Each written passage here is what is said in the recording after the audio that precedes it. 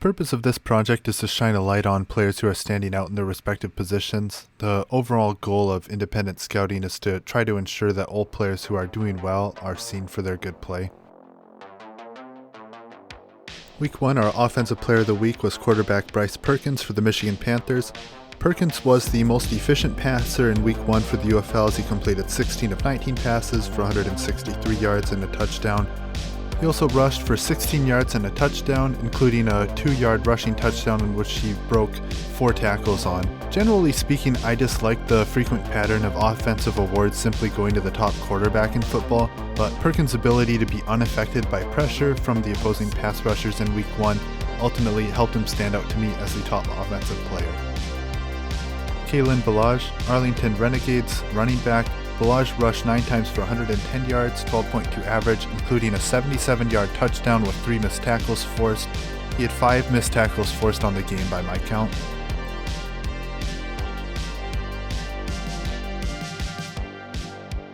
Wide receivers, Jonathan Adams Jr. of the Memphis Showboats. Adams caught 6 of his 7 targets for 93 yards, 24 of which were yak, and he had a touchdown in Week 1. Jahcour Pearson of the St. Louis Battlehawks. He caught all 6 of his targets for 83 yards, including 54 yak.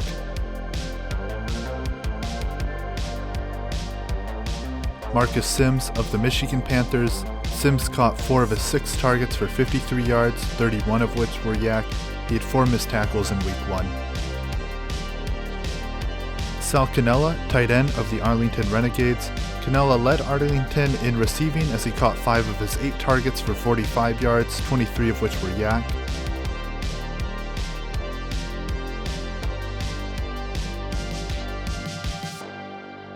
Offensive line, Ryan Nelson, left tackle with the Michigan Panthers. Nelson had nearly a perfect game in pass protection. By my count, he only had 1 pressure come past him, which was in the 4th quarter on a play in which the defender was the second Memphis pass rusher to apply pressure on the play. Left guard, Marcus Minor with Arlington. By my count, Minor had pressure generated that he was responsible for on only 2 plays. Center, Mike Panasiuk. He was the only center by my count to not have a pressure allowed this week. Also for the St. Louis Battlehawks, right guard Abdul Beecham. Beecham, by my count, only allowed 1 pressure in Week 1, which occurred in the 2nd quarter. The allowed pressure from him was a secondary source of pressure on the play. At right tackle I have Juwann Bushell-Beatty with the Battlehawks as well. By my count, he did not allow a single pressure. Onto the defensive end. For the Battlehawks, we got Pita Taumoepenu. There were 11 total plays in which Taumoepenu generated pressure on the passer in Week 1 by my count, including sacks on back-to-back plays in the 4th quarter.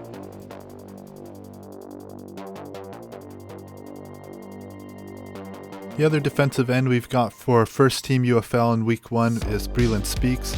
Speaks generated pressure by my count on 10 total plays, 7 of which were in the 4th quarter. He really turned it up towards the end of the game.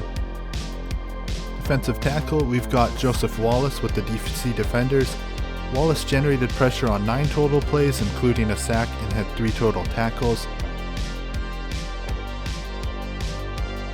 The other defensive tackle, we've got Garrett Marino with the Michigan Panthers. Marino had 6 total tackles, which saw him involved on 4 run stops and a shared sack. He also generated pressure on 4 total plays. The 3 linebackers I put on first team for Week 1, we've got JT Tyler with the Houston Roughnecks. Tyler had 5 tackles and was in on 3 solo run stops and 2 assisted stops. Frank Ginda with the Michigan Panthers. Ginda had 11 total tackles, including a solo run stop, and he was in on 4 shared run stops and a shared pass stop. Then from the Birmingham Stallions, we've got Kayava Tazino. Tazino had 5 total tackles, including 4 shared run stops. At cornerback with the St. Louis Battlehawks, we've got Payton-Jones. Jones was targeted 5 times in the game in Week 1 and 0 resulted in a completion. He had 3 total tackles, including 2 run stops. He also had a pass defended.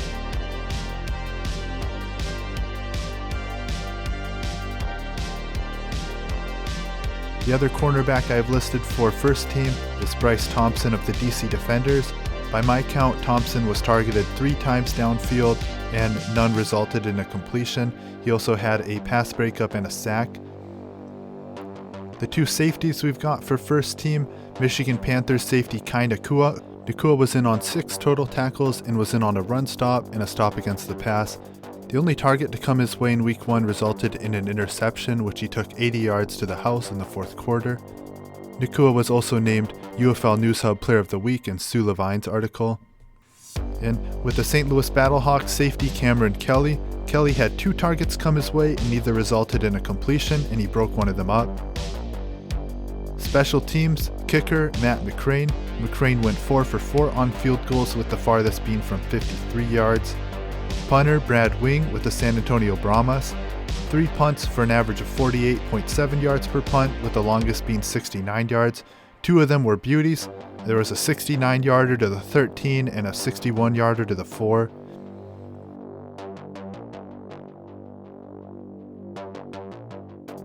Returner Deon Kane with the Birmingham Stallions.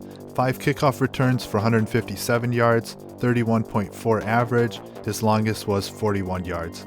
Firmly grasp the subscribe button if you'd like to see more content like this in the future. This is Jonathan Clink with Independent Scouting. I also write for CFL News Hub and UFL News Hub. You can check my articles on there.